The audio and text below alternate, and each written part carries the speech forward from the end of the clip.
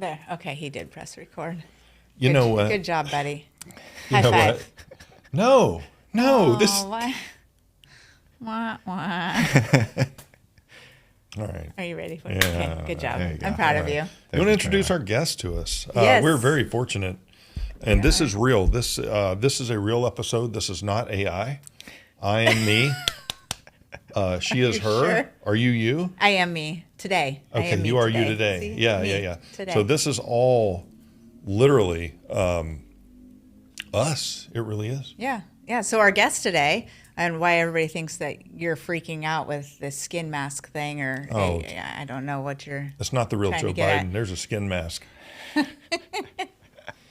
Our guest today is Patrick Burton. Flat earther? And him, flat earther extraordinaire. No, that's a different episode.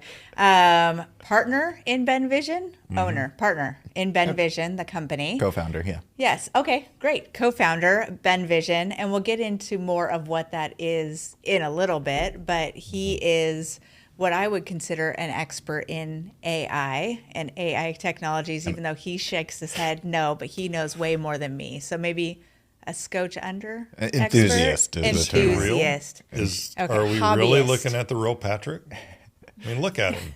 Look at the background overlay. I don't know if that's really him or not. Gotta be a deep fake. It's got to be. Got it, Something yeah. going on here. There's always a conspiracy somewhere. Something's afoot. Yeah, exactly. Well, AI is one of those things that people are very nervous about right now. Yeah. A lot of people don't know what to think about it. I'm leaning in really hard. I love AI. I think it's the coolest thing. And in my point of view, if you can lean into it and learn the things, it's less scary. And you can also utilize the tools to the best of your advantage. Mm-hmm. What are you seeing in the world of AI, since you live there more than I do? What are people saying? Like, what are kind of their concerns, and how do you answer those concerns for them? That's tough. So the biggest concerns around AI are like when are we going to get to the point where we don't know what's real anymore, right? Sure. So that's one of them, and I guess the other one is like, when is it going to take all of our jobs? Okay. I don't know if I have good answers for either of those things, though. Sure. I mean, it's with all technology, like, to the second point, the example I always like to use is like photography. Photography, a lot of painters were really upset when photography became a thing, and they looked at photographers like they're not real artists because all they're doing is taking a box and pressing a button, and then they get this picture that looks like like something that only a very seasoned and experienced painter could make. But then photography sort of evolved into its own art form and became something entirely different from painting. And painting, the industry for that kind of art changed, but it never truly went away. And I think we'll see something similar with AI. I think we are seeing something similar with AI that, it's a different. There's now different ways to create images, and then there's this whole other concern about like whether it's fair use or not to be scraping the web for all of these images that they're training the models with. Right. Well, then I've seen videos of like Obama and Biden and Trump, and it's all AI created. AI voice, here we AI go. video. Here we go. Well, I'm supposed to be the conspiracy theorist. well, and it can very real. There's a very real concern out there that it can affect elections. No, you're right. How I do you did see know? Obama coming down from the Air Force One, and his leg went through a pole, like it kind of glitched. Yeah. Yeah, I'm Yeah. like, no, he has two legs. Right. This is a green screen. How do Yes. you? Yeah, I guess you could do that. Well, yeah, He and could do anybody it. He's could probably create behind the those whole things. thing. Absolutely. And anybody can create those things and put them out on social media. Sure. I've noticed that lately, putting our videos up on YouTube, it does ask a question of, are any of the images or the thoughts that are in this video AI produced or copied or created. Seriously. Yeah, it's And that's a because they question can't it tell asks you. reality from AI, huh? Right. They have to ask. Yeah. What do you think It's very about interesting. Yeah. What's going on with that? So I've heard a lot of concerns from like educators, concerned either that their students are using it to do their homework, or that that their applicants to an institution are using AI to answer their questions. And actually, I've experienced that. We just went through a hiring cycle, and it was really easy for me to spot the people that used ChatGPT and the ones that didn't. And a lot of people, when they email me, a lot of them are using ChatGPT to write their emails for them. Yeah. Wait, hold on. Yeah. How do you spot that though? Is it the emojis? My daughter applied for a job at Papa John's. Yeah. I'm not going to say Jaden's name, but she applied for Papa John's, and she said, "Does this email sound good? Or this letter I'm gonna send to try to get hired at Papa John's." And I said, "Who wrote this?" She goes, ChatGPT. It was written perfectly. Everything someone who wants to knead the dough and all that stuff would need to know. That even rhymes. And she did it. And it was like, this isn't you. But apart from knowing the person personally, how do you know? How were you able to pick that out? Well, this goes back to what Aaron was saying just a couple minutes ago about how just trying to embrace the tools and like learn, be familiar with them. And, one thing I'll say is like you can't use a AI detector service because there are those that exist. OpenAI even released their own version of an AI detector, but then they pulled it because they realized that it wasn't accurate enough. So on the one hand, like what I'll say is that myself, I use ChatGPT every day, literally. Yeah. And so I'm able to spot the patterns. There's certain words that it gravitates towards. It really likes pivotal, crucial. It really likes saying Folks. loves folks. Loves saying folks. Folks. Like my folks? Folks. Yes. Like your parents? Yes. Hey, folks. Yeah. Well, that's if you ask it to speak more casually, I think. Oh. Yeah. Can you ask it to speak redneck? Yes. Totally. I Really? mean, I could say ChatGPT in the voice and writing of the Larry the Cable Guy. I would like to produce a letter to the President of the United States. Yeah. And it would go Larry Cable Guy on him. Yeah. Oh, I got to try this. Yeah, it's very cool. There's a lot of fun you could have with it. Yeah. Is it free? Yes. Yeah. Really? So I mean, there's a premium paid subscription that you could do, but their base model is free, and it's pretty good. Oh my gosh. Yeah. Yeah, I was using the free version forever, and then I decided to pay for it so I can get those enhanced features because I do use it all the time. And I'm not entirely sure I can tell the difference other than the visual creation that it can do for me. But yeah, the free version is great and totally fine. Would it be completely off subject to ask, how do you use it on a daily basis in the work that you do in AI? You use AI to do AI. Is that right? Sort of, yeah. Oh, we use AI in our software. Okay. But I use it, a multitude of ways. Sometimes it's to help me strategize and to help me do research. That's actually probably the most useful case that I've found for it so far, is helping me learn, using it as a learning tool. And this is something that I demonstrated when I did my AI talk for the chamber, is that that you can actually use. My favorite prompt is, break this down for me like I'm 5 years old, or like I'm in 5th grade or something. And it will. And it'll simplify concepts in a way that you could explain to a child. And so that's probably been the most useful for me. So is AI like ChatGPT? That's like Google. So you can ask it questions. What is this? What is that? Like Google, but it will also produce things for you that you request. Yeah. So whereas Google returns like search results, or Right. they do like a bunch of ads and then search results, ChatGPT is taking all of the data that exists on the internet and then compiling it into a neural network and then pulling from a database. So the database is actually, it could exist offline. It doesn't need to be connected to the internet. It already has all that information in there. And so then when you can have a conversation with it about what it's been trained on, and then it'll tell you whatever you want to know from it. Well, I've probably lived under a rock for a long time. I don't know anything about AI. My question is, I'm totally taking over this Yeah, it's episode. fine. I'm so sorry. I don't know anything. I'm just genuinely curious. I don't know as much as you. Sure.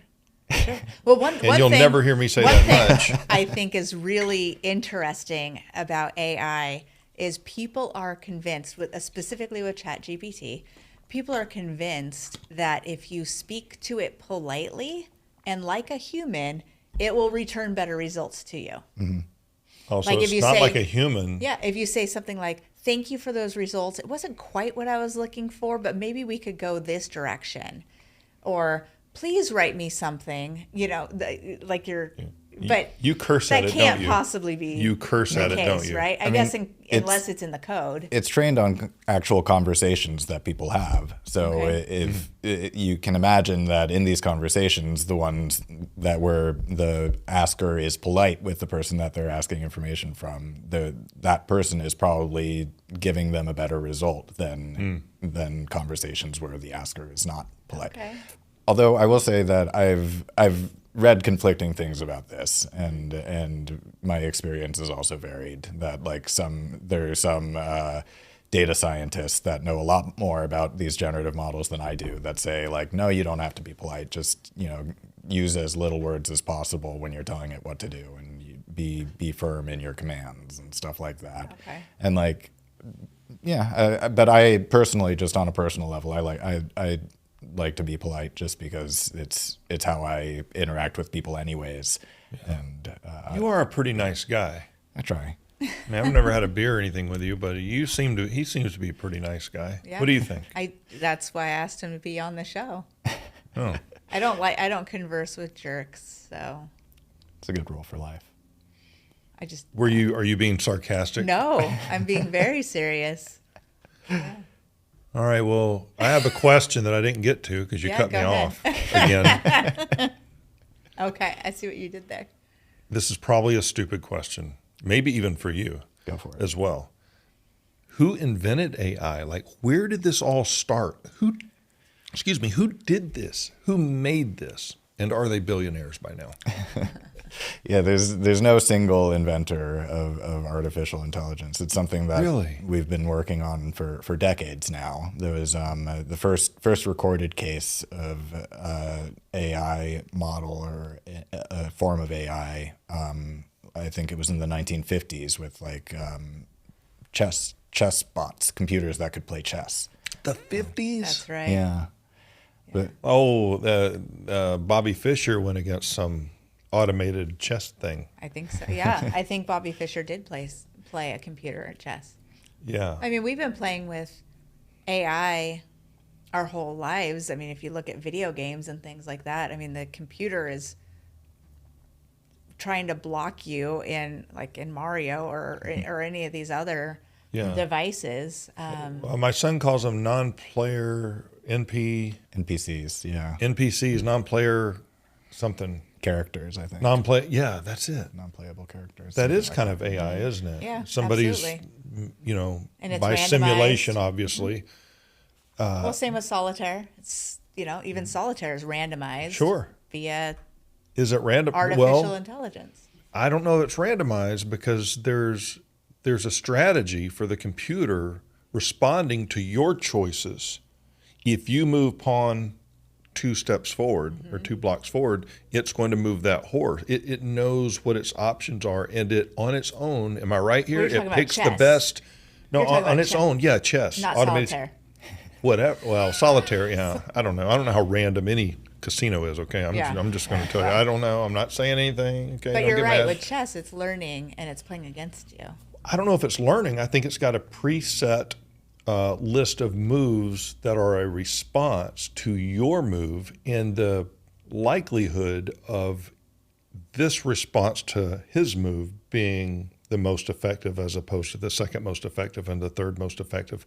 I don't think AI has a free will, so to speak, but I think it, and you're going to have to correct me on this, I don't think it has a free will, but I think it has a list of options of responses, and it picks the best response according to your strategy to respond to your strategy in order for AI to do what? Win, make it competitive, not quite win, let you win. Right. Right? Am I on the right track here? Well, there's an important distinction to make between like early forms of AI. There's there's different levels, I guess I should say, of yeah. AI. There's artificial intelligence. There's deep learning, which is a type of AI that does learn as it goes. There's machine learning. I guess I would reverse those. Machine learning comes first, and then deep learning, and then there's generative AI, where you're actually providing an input and it's outputting something entirely different, not necessarily something that it's been programmed to say or do. Wow. So there are different levels of AI. There are AIs that are built to learn, and that's what we're seeing in this most recent iteration since November 21, or was it 22? I can't remember now. With ChatGPT? With ChatGPT, yeah. I don't know. I can't remember. But it is limited. So it's not a search engine. So it's only limited to the information it has. So if you go into ChatGPT and you say, who is running for president in 2024, it doesn't know. It can't tell you that because it's not pulling information in. It's limited to what it was given before. So it's limited to current information. It can't project. Well, Some probably can project. Not projecting, but just knowing what's happening today. You know, it only knows from November of 2022, let's say. We can't remember what the date cut off. Anything after November 2022, it has no idea it happened. Yeah, so that as far as its training data goes, then it's limited to its training data. But now with all of these new AI-powered chatbots, a lot of them have web browsing capabilities. So if it doesn't, Google. Yeah, Google's Gemini, ChatGPT actually also has web browsing built into it. Claude, they all have it now. So that if you ask a question that it needs to browse the web to get the answer to, then it can do that. Oh, Okay, gotcha. and that leads me to Wow, one of my cool. biggest concerns about AI, and as I'm learning now, not concerns I've had before this moment. Okay, so I haven't thought this through. Okay, disclaimer: I have not thought any of this through. I'm a common sense kind of guy, and so when AI pulls from the internet to have knowledge about what's going on, do they pull from Fox or CNN? That's You get what I'm that's driven. valid. Because That's what, valid. what they're pulling is information that's out there. My question is, who's feeding, let's just say any AI, ChatGPT, doesn't matter who it is, who's feeding them that information? Because there will always be a subjective slant to it, right? yeah. And so how can we be ensured, or can we, that the information ChatGPT or AI is giving us doesn't have, some sort of agenda to it? Google just got in big trouble for this. Yes. If you heard a story about black Nazis and Yes. black George Washington. Yes. Yeah. So you looking at me like, Yeah, no, I I had no idea. Yeah. So there was this phenomenon. I'll see if I can recall it accurately. But sorry. That's all right. This is You got to go. Yeah. it's a Oh, work gotcha. thing, but that's okay. So Google, they put out this model called Gemini, and you're able. It's multimodal, so you can generate text with it, you can generate images, you can generate different things, and people, as people do, they started stress testing it, and they uncovered that there's in the efforts there's something called guardrails that they put on these models so that they won't, for example, tell you to kill yourself or give you harmful information. Sure. I can't get ChatGPT to cuss. Yeah. I just can't. Exactly. I want it to, but it won't. And so that's a layer that exists on top of the model. So it's not something that they put into the training data, but it's on top of the model. It exists between the user and the model that says okay, so if you're about to give a response that involves suicide or that involves cursing or whatever, then think of something else to say. And so it's this extra agent that exists in between the user and the actual model. And so Google, in their guardrails, they wanted to make sure everything was politically correct. But the method that they went by, it it produced unexpected results. It went too far, right? Yeah, they overcorrected, I guess Yeah. you could say. And so when people said, generate me a picture of a Nazi, and that's all they said, then it spat out an image of a black man wearing a Nazi uniform. No. And that was because they had put something in their guardrails that said, like, when you generate an image, make sure that you're including people of all races. And there's like a pretty innocent idea, but you can see how it would be problematic for some people. Well, it goes to like the movies, like the one with Will Smith, where the robots they get tired of being on demand to the humans, and they have like 3 rules or whatever, right? And one of the rules is don't harm a human. Yeah. But now they themselves have decided the humans are harming each other, and we need to stop them from doing that. So how we're going to stop them from doing that is we're going to do New World Order, and we're going to take over everything, and we'll protect you. Yeah, but they had to be programmed to get to that point. Well, they right? were programmed to not hurt a human, not harm a human, and therefore not letting humans harm each other. And so it overcorrected, like the Google bot did, and because it doesn't know the difference. And so in their mind, they are protecting you, even though it's not what's best for you. Yeah. And I think is important interesting. to also note when it comes to artificial intelligence, the one word of that sticks out to me is artificial. So any thought processes are artificial. Any emotions or displays of emotion by a robot or an AI is artificial. It's pre-programmed, right? They can't just decide. Would that be correct? Yeah, I mean, I don't know. I think it's easy to get hung up on the word artificial also, because I mean, all it means is that it's man-made, and there's so many things that are like humans are man-made. Yeah. Okay, true. So it's easy good. Easy to get hung up on that, but I don't think there's much distinction. I mean, it would make more sense to call human intelligence, and then machine intelligence that, or something like that. Yeah. Man-made, I don't know. Yeah. Yeah, I don't know. Interesting. I don't know. Well, and the reason why we wanted you to come on here today, and why you're talking about AI and stuff, is because you're creating this really great product for people with limited or no sight. And I'd love for you to tell us a little bit about what the product is, and then I want to go back to how you started. I want to go, because I've talked to you about it before, about the process of getting there, and how the product came to be, and how your team came to be, and all that stuff.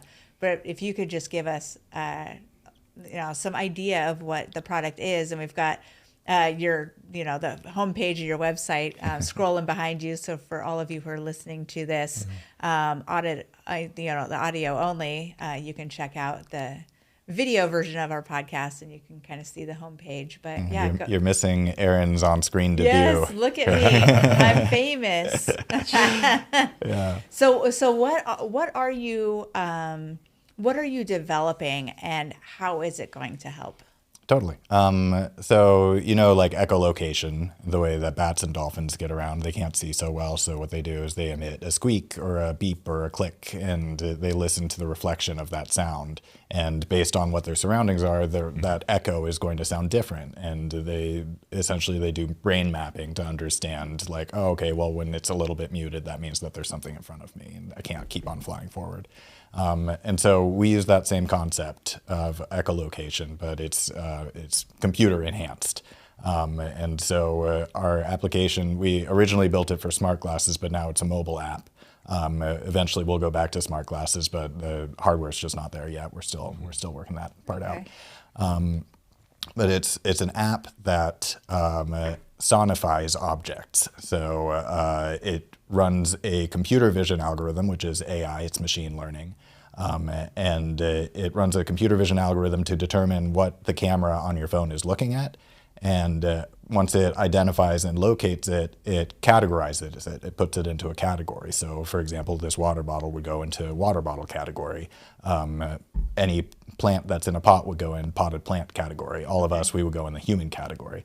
And based on those categories, it assigns a melody to that object. And because it's been spatially located, it can actually drop a musical cue in digital space approximately where that object is. So as you're walking through your environment, you're navigating through a symphony of sound. So imagine if every object was a speaker. We're eventually converting objects into virtual speakers that all play beautiful music, and all of the music has been engineered to sound good together. It's harmonic. So so that it's not a cacophony. It's not. It doesn't overwhelm you with information. Sure. So that's what we're building. There are solutions on the market that use similar algorithms to identify objects, and then they speak out the name of the object to you. And those are useful too. We actually have an ancillary product that we're about to launch. It's called Speakaboo. I can demo it to you guys if you want, but you essentially point the camera at something, and you can press a button to snap a photo, or you can hold and ask a question about what you're looking at, and then within 3 seconds it will speak back a response to you about what you're looking at. Wow. And that also obviously that uses generative AI. Nice. Yeah. So on your website it says music-based mobility. Music-based mobility. Music-based mobility. You'll get there. Not biblically. Music-based. Gosh, could you say it? Could you read it? Music-based mobility. Music-based mobility for the visually impaired. What is music-based mobility? Like, what do you mean by that? Totally. So so the cues that it drops on these objects. So like I said, it essentially what it does, it observes objects in your space, and then it assigns musical cues to them based on what those objects are. So it's transforming objects into virtual speakers.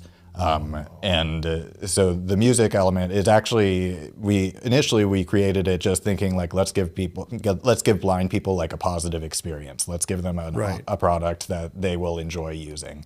But then we didn't realize until we started focus testing it that music actually holds a huge advantage over a speech-based approach. In that, really?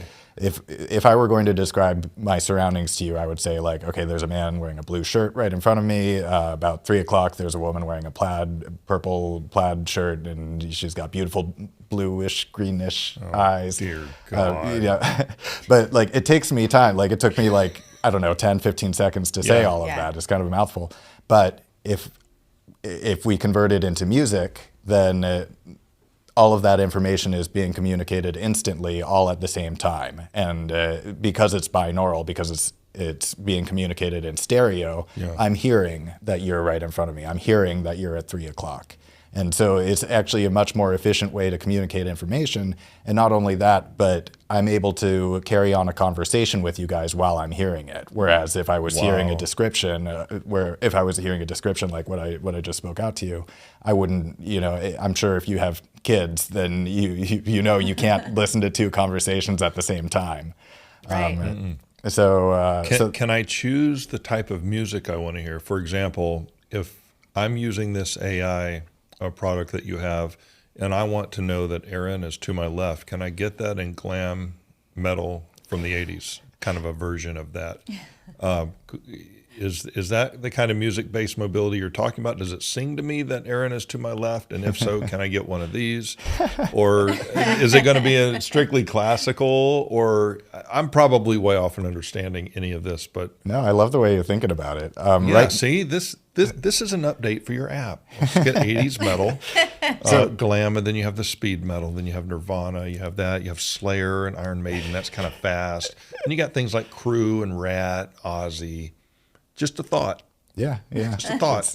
I like it. I'll pass it on to our I'm a genius. Audio director. I'm top 1% of all people. Sure you are. She will tell you that. She told me that, didn't you?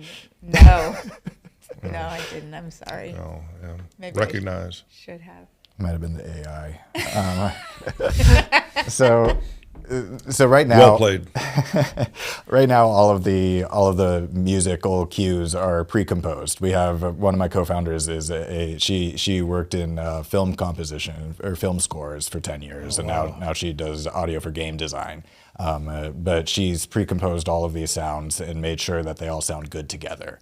And so that's important, that the sounds within the soundscape can mesh together, because otherwise it's chaotic and it's doing the opposite of what it's supposed to do. Yeah. But what we're doing right now is we're training a generative model to reproduce those sounds, so that well, the problem is that there's like hundreds of thousands of different types of objects, and we can't possibly compose hundreds of thousands of sounds. That's just going to take too long. And so you could theoretically get a new sound for every type of object that you see.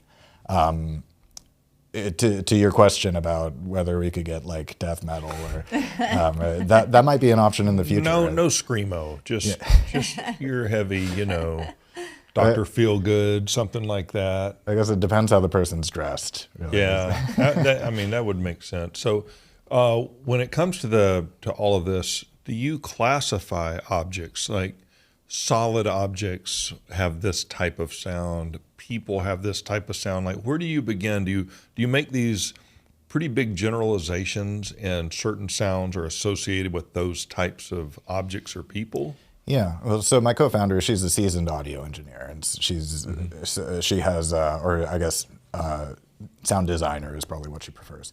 But she has a lot of experience designing sounds for certain objects. She's done like Foley and all of that stuff before, and so she has a process where she, and this is an oversimplification, but she like takes the object. She thinks like, okay, what are the things that it makes me think of? And so for example, like a potted plant sounds a little bit like rustling leaves, because that's, plants don't make sound, but when they do make sounds, it's usually when the wind's blowing through them and you hear the leaves rubbing together. A bottle of water sounds a little bit like dripping water, because again, water bottles don't make noise, but water makes noise, and that's an association that you can make in your brain. So are a lot of the sounds that are created for objects? So I imagine that it was like a piano medley on each one, but it sounds like it's more the sound relates to what the object is. So it feels like less of a learning curve for the user when you go to put the technology to use.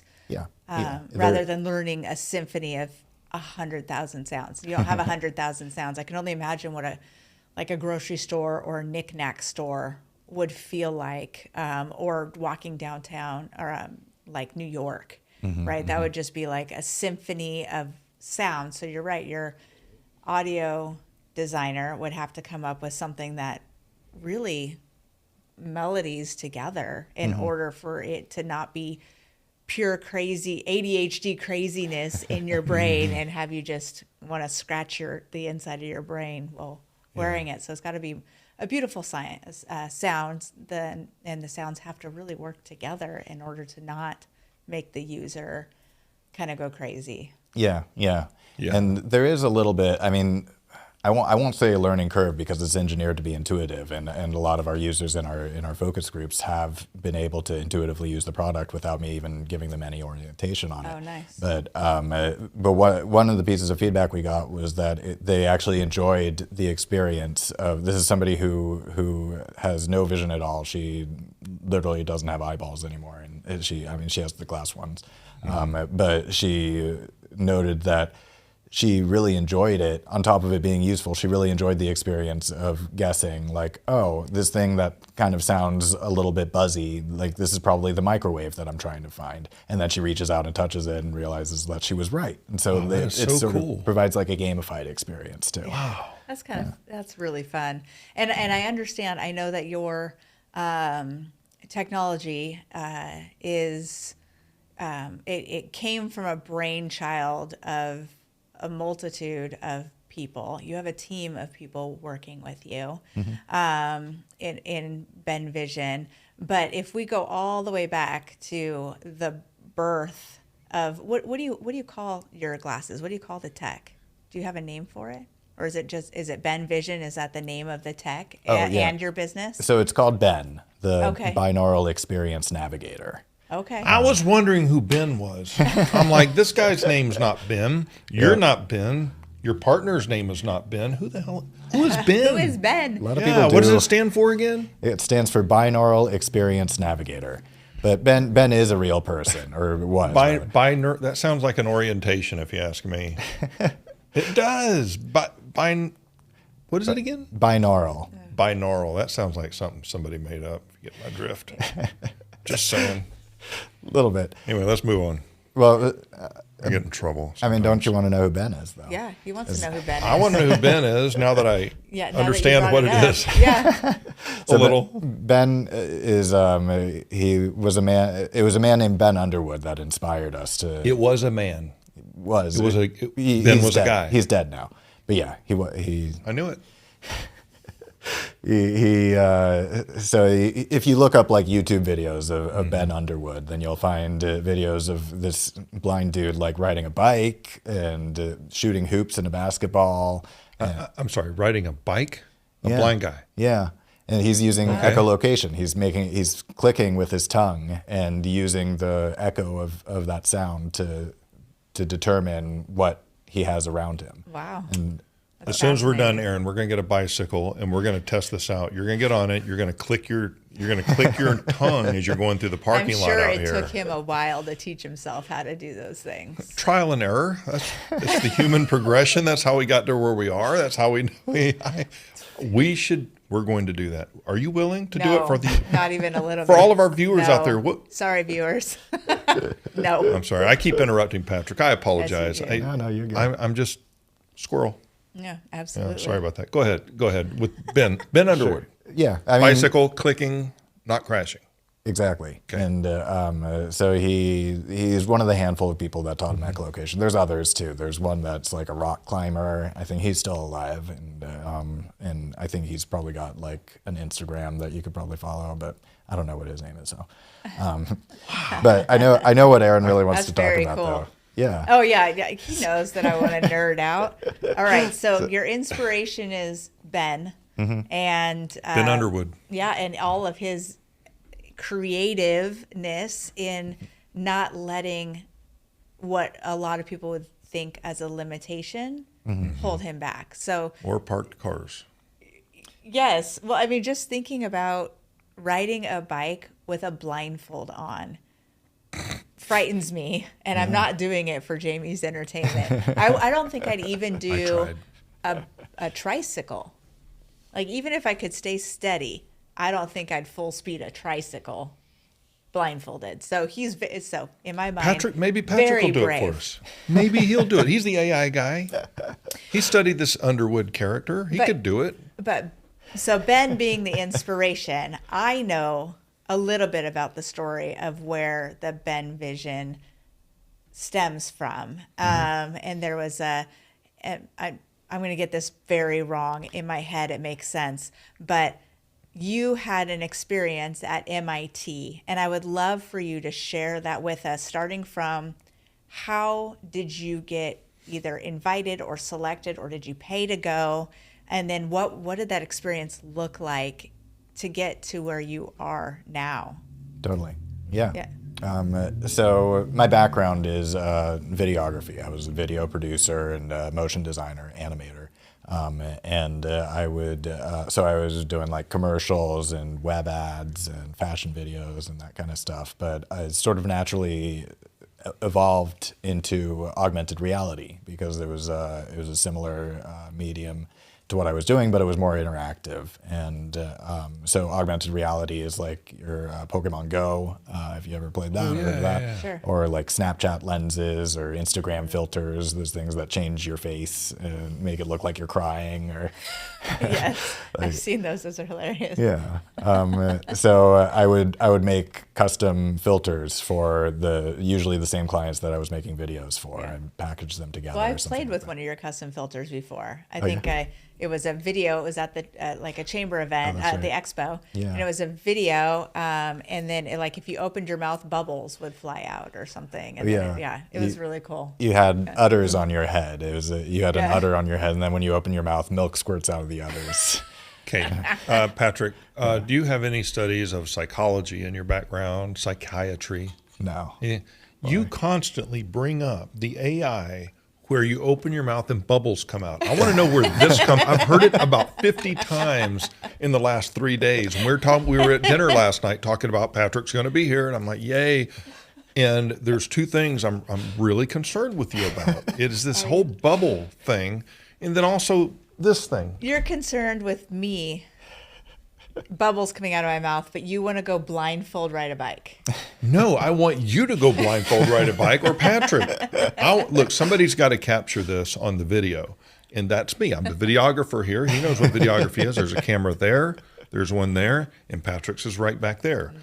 I'm simply saying that you have this thing about open my mouth and bubbles come out. Where does that come from? No clue. Did you take bubble baths as a child or something? Yes, of course. And then everybody? the second thing I have for you is I want to know what AI would say of what does, in your glasses or whatnot, say, what does Bigfoot sound like if he were to walk in front of me? Is there a sound for that? So question one, let's stay in order here, okay? Let's just stay focused.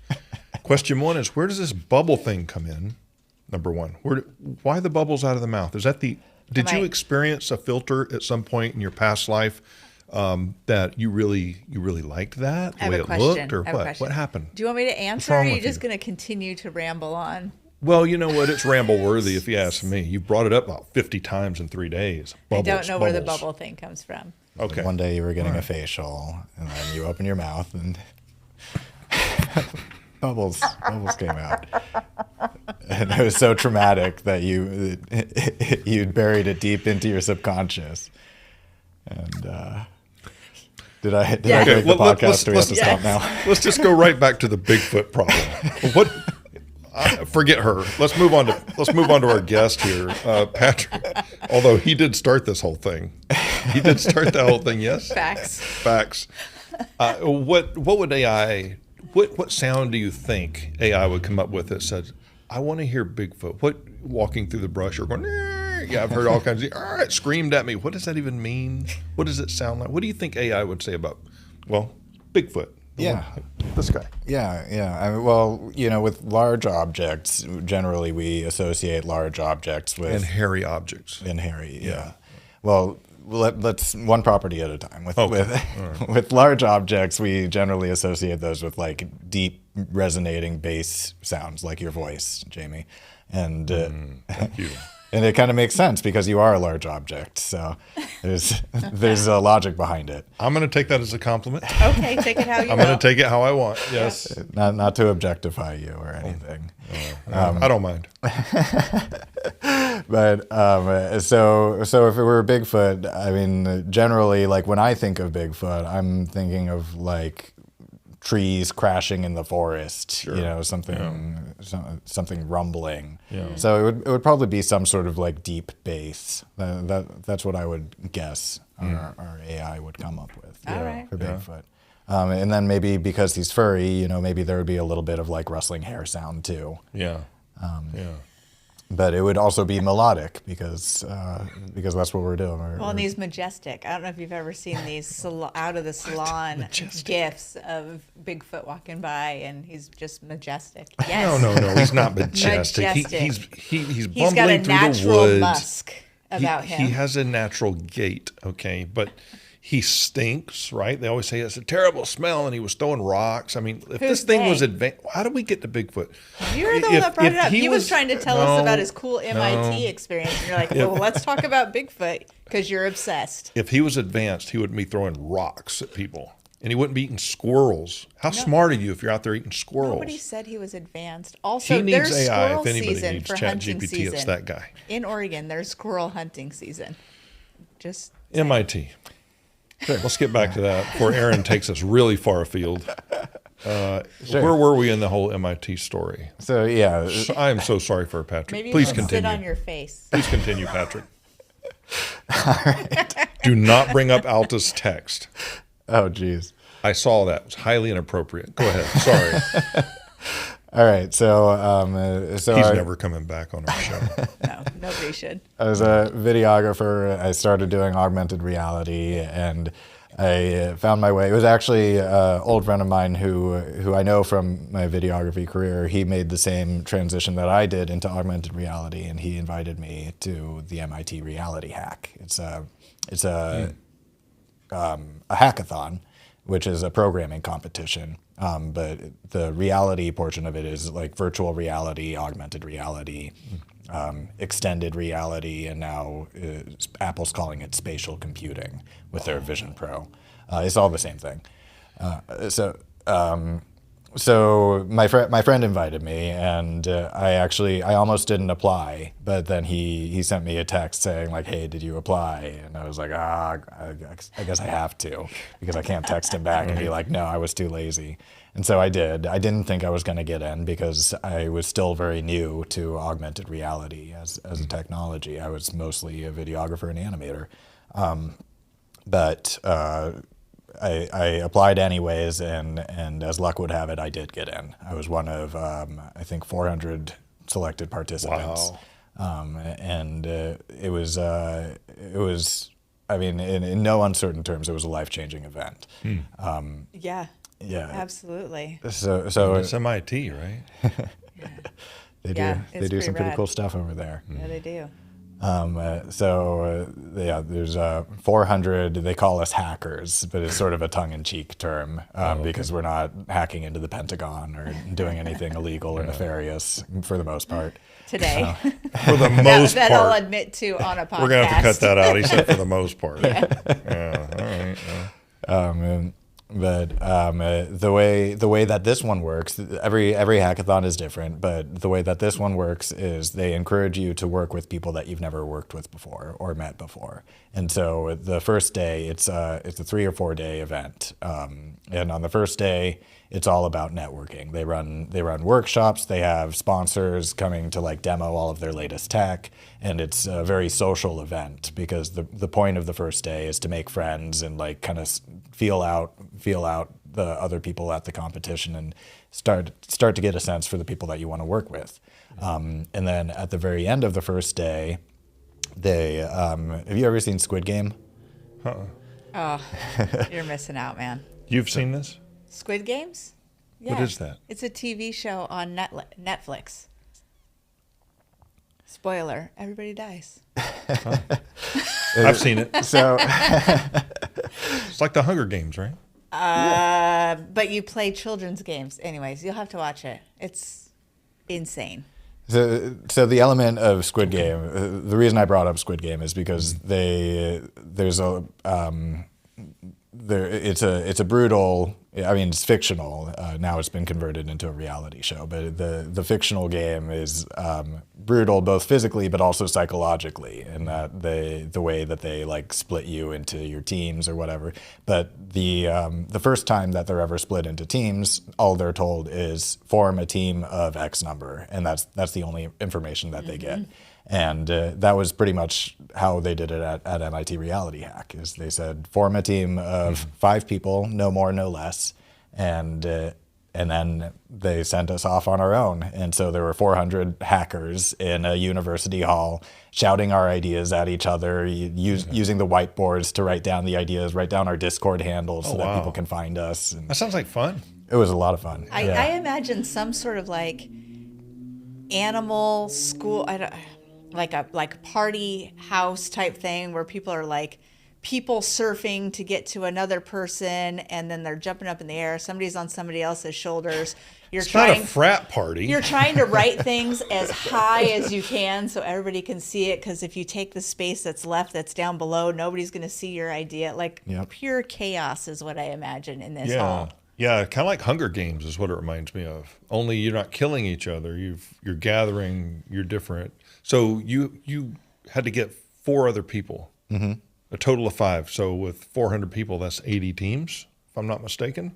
80 different teams doing things. Yeah. I don't math. And so did they tell you were going to do that when you first started networking, or did they say, now that you've networked, by the way, pick 4 other people? Or did you know that ahead of time? Yeah, we knew ahead of time. Oh, okay, cool. Yeah, because there's other people that have done it before, and okay. it's not something they would be able to hide. Yeah. So who did you end up with? So I ended up on a team of some of the smartest people that I've ever met, and it was lucky because in true drama fashion, TV drama fashion, we were one of the last teams to form. Not the last, but we were one of the last teams to form. And I was standing in a circle. There was a mentor that was there that was trying to kind of facilitate the team gathering because it was starting to get stressful. After the first hour, people start getting stressed out. And we were standing in a circle and kind of like sharing our ideas and our backgrounds. And then after a handful of people went, I realized, oh no, like I'm standing in a circle of people who don't know how to program. Like none of us had that developer background. So was it like on the playground where you're picking teams and like you were picked last? You were like one of the kids who were picked last, or were you just kind of trying to figure out what's going on? It was a little bit of both. I mean, and it's also mutual. There were some. I had a couple opportunities to join teams, and then you were like, scoped it out. I didn't like the vibe, and it was like you're committing the next 3 days of your life to spend only with these people. So you really want to make sure, and then you're going to be depending on them. So you want to make sure that you like the people that you're on the team with. Patrick, I'm going to put you on the spot. Yeah. If Aaron and I were there, would you have partnered with us? No.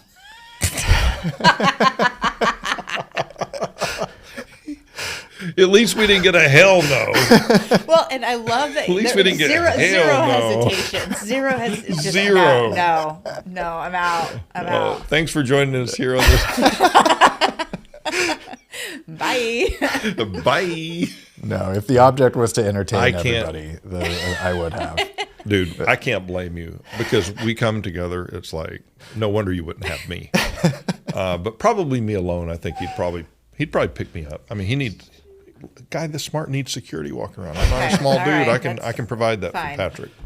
Yeah, so this Just saying. You're doing this what seems to me like chaos. Over how much time is this occurring? You said after the first hour was stressful.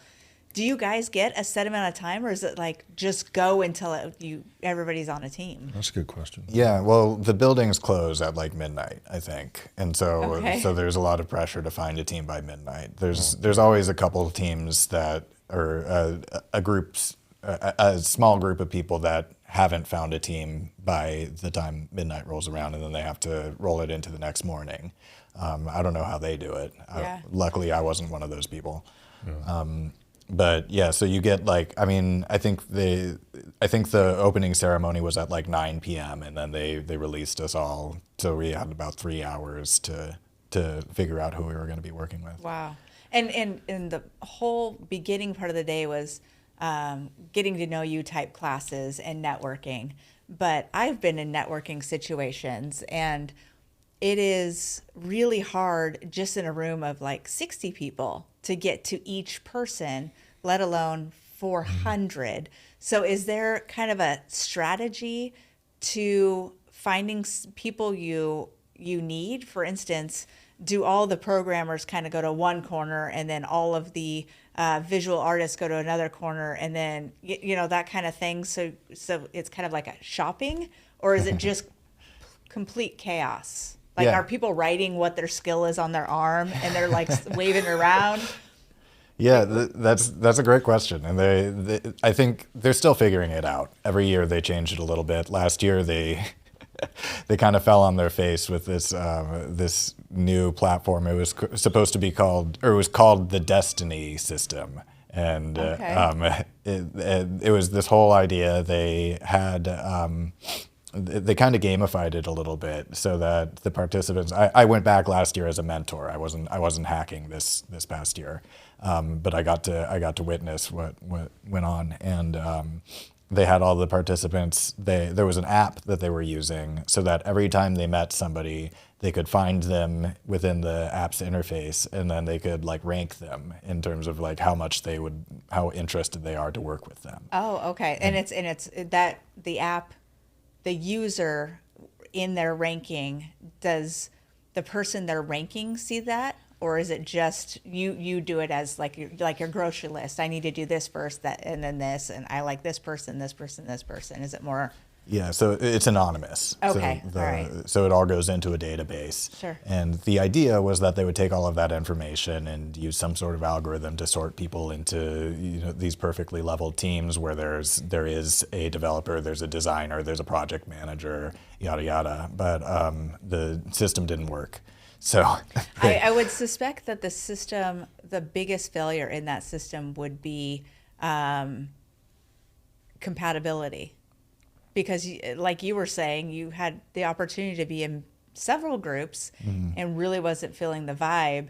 And that can kill you faster than not having the right types of skill set on your team. You could always not really figure those things out, but there's some workaround there, right? Yeah. But as soon as you get that one toxic person in your group and kills the vibe, the whole thing goes to shit. It's just... Yeah, I can speak to that. Hiring people, for example, they can look great on paper. You can have all the stats right. This person would be perfect in this group, but then they get there and their attitude is trash, or their Eeyores, or whatever the case may be. Those intangible things that can't be accounted for, right? Yeah, and those are things you just kind of have to feel out. Yeah. I mean, that's real life, absolutely. They tried to build that into the app. That was the part. The vibe check was part of it. Okay. That you rank people based on like how you feel about if you had to work with them, how you would feel about that. But again, the system didn't work. So what ended up actually happening was that they wasted an hour and a half of everybody's time and put them in an even more stressful situation where they had less time to form these teams. And so there were a lot of teams, unfortunately, that I saw that they didn't have the chance to do the vibe check earlier, and then one or two people kind of ruined it for the rest of the team. And that's just real life. Yeah, it is. It only takes one. Yeah, really. Yeah, I could see this process being a reality TV show. Totally. It fascinates me looking at all these highly intelligent people in this room. And I feel like the most uncomfortable thing for them is to be social and create a team of people. Because a lot of times the high intelligence doesn't necessarily come with the social. I know from experience that the social doesn't necessarily come with high intelligence. I'm just gonna call myself out. And so that's an interesting dynamic, especially when you're trying to create a team that you could potentially be working with for years to come. I'm curious if there's data around how many of the teams that formed dissolved and how quickly they dissolved. And how that kind of happened. What I learned is that we were kind of a unique case, that not very many teams continue to work on their projects long after the hackathon, regardless of how well they work together, just because maybe they have other jobs or luckily I didn't have anything else going on. Is it more like a science fair type situation, where some people take their ideas and go far with it, and others are just like, look at this cool concept. Okay, bye. Yeah. It was just like an exercise, right? Is that kind of how it was seen? Yeah, I mean, there's awards, and they make a competition out of it, and the people that win, they get a lot of publicity, and there's some sort of monetary award also. Something for the old resume, huh? Yeah. I went to MIT and I did this. That's pretty cool. I've never been to MIT. I don't even know where it's at. Isn't it Massachusetts Institute of Technology? Is that right? Yeah. There you go. I knew it. Wow, you're so smart. Well, see, I knew it. I was just asking him because... You practically went there. Yeah, I probably went there. So the people that are currently working on Ben Vision, are they the same ones from MIT, or has that team kind of morphed and changed a little bit since then? Yeah, we have changed a little bit. There's a couple of our members got involved in other projects, and so they weren't able to commit the same way that the rest of us were, and so they had to step out of the project. But but we're the same number, so those team members have now been replaced with new ones. Okay. And so it's still 5 of us that are working on it together. And 3 of us were on the original team. Wow. And the other 2, we still, they're still on good terms, and we still have get support from them every now and then. So the person, your friend that encouraged you to apply for this, did they also get in? Oh yeah, Yeah. He's his name's Pratik, and it's funny. We used to run a TV studio together, and because our names are so similar, people would get confused. They would think that when we emailed them, they would think they were talking to one person who occasionally misspelled his own name, and then we'd show up, and they'd be like, "Oh, there's two of you." But so he actually, the year before I competed, he won the whole damn thing.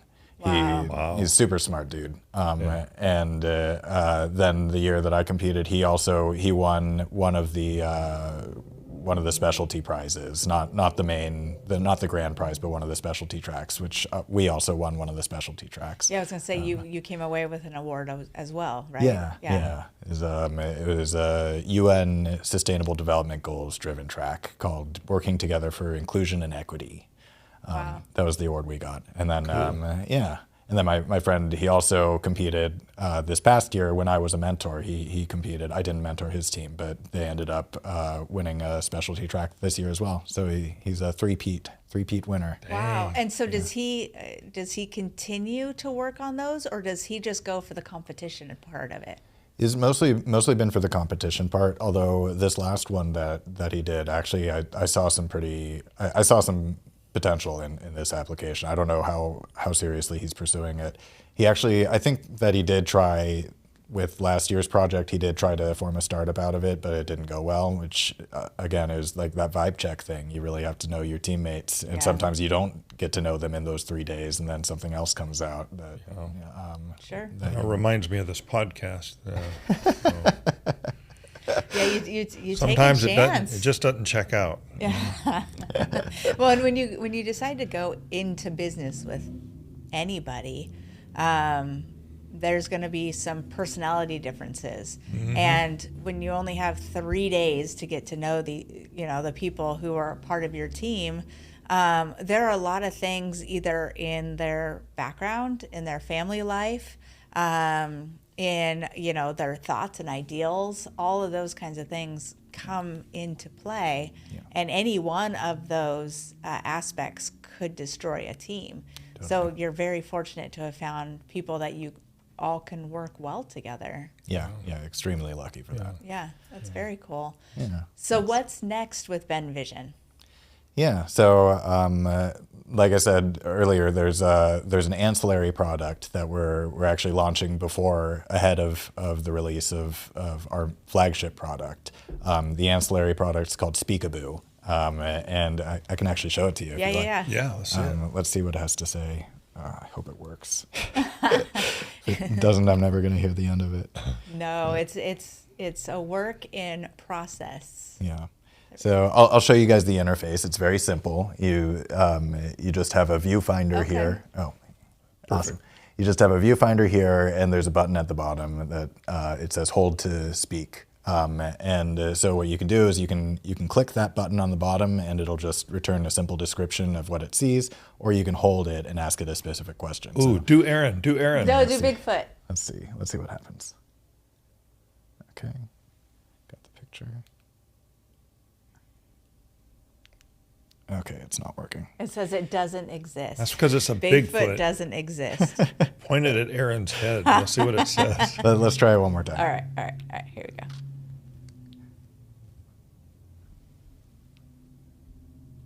It makes a Yeti noise. A man and women podcasting about Bigfoot. What? Man and woman podcasting about Bigfoot. Men and women podcasting about Bigfoot. That's awesome. You pointed it at the Sasquatch and it picked up the microphones, the Shure SM7B. It recognized them. Are you kidding me? It recognized this. Okay, so let's think of a question to ask it about, my gosh. about this image. Maybe we About can- that image? Okay. Yeah, or about anything, I guess. Oh, okay. I don't know what I would ask. Is it a male or female? Oh, we already got. Oh, is Sasquatch? Yeah, is Sasquatch male or female? Let's see what it says, because I don't even know. I can't tell. Yeah, let's Okay. find out. Yeah, Can let's you find- point it towards me again? Yes. Okay. What is the gender of this bobblehead?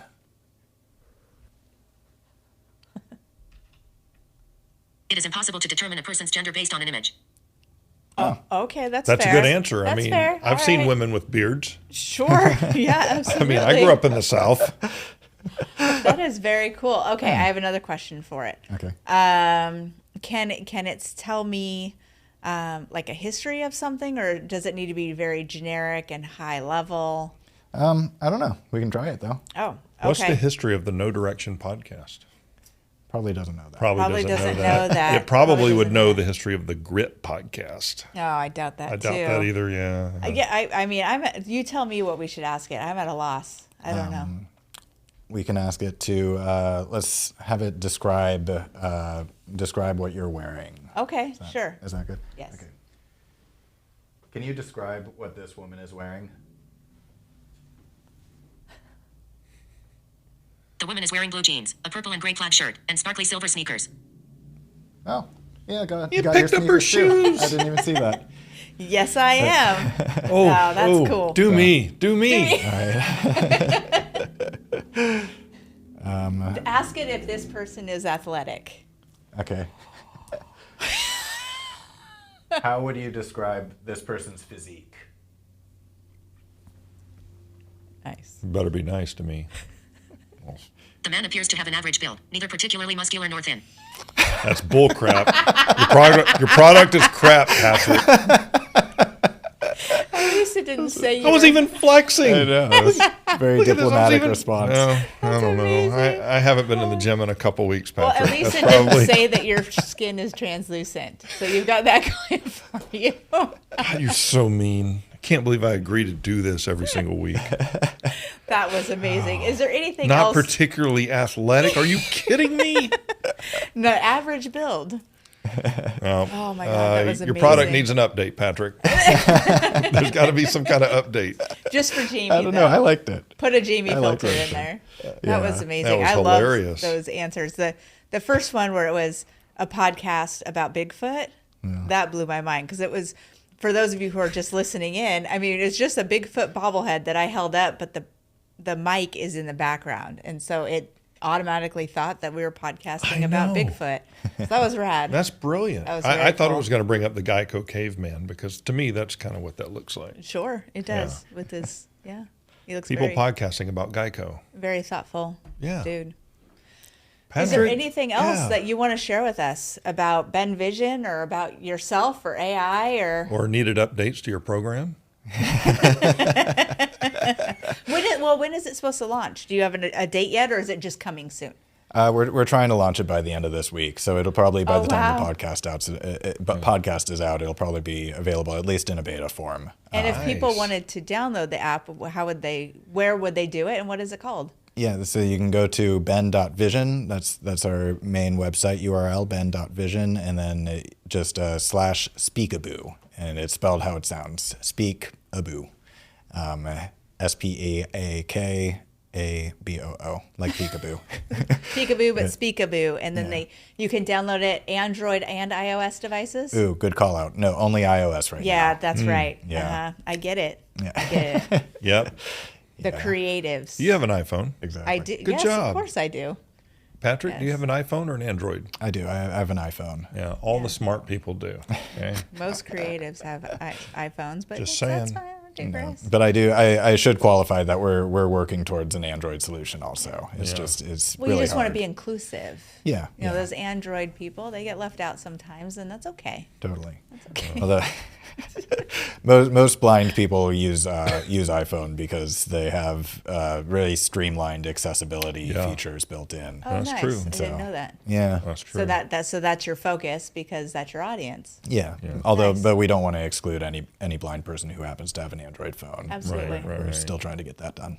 Very cool. Well, Patrick, I, for one, am glad that you're here. Even though your program has greatly insulted my self-esteem, I've walked away a smaller man today than I anticipated. But other than that, I really enjoyed having you. Aaron, what do you think? I think it's great. I want to have him. I really appreciate all of your insight. Absolutely. We only know what we know, so we bring experts on to help educate us and teach us the cool Enthusiast. things that are enthusiasts. See, in my mind, you're an expert because you know way more than I do, but I appreciate the enthusiasm of this enthusiast. Well, everybody into that knows AI. you is an expert, I guess. Facts. That is true. Well, thank you guys so much for having me yeah. on. It was Yeah. a pleasure and a blast. Great Thank having you, you. Patrick. We appreciate you. All right. So if you want to find us, where are they finding us? At all the places. You can find us on Spotify, Apple Music, or Apple Podcasts, I guess. Google used to have podcasts. They don't anymore. Oh, I don't YouTube think. has podcasts. YouTube podcasts. Yeah, we're on YouTube. We got a YouTube channel. Both on podcasts and video. So like, subscribe, smash, Yeah. all the things. And we'll see you guys next week. Yep. Bye. Out. All That right. was fantastic.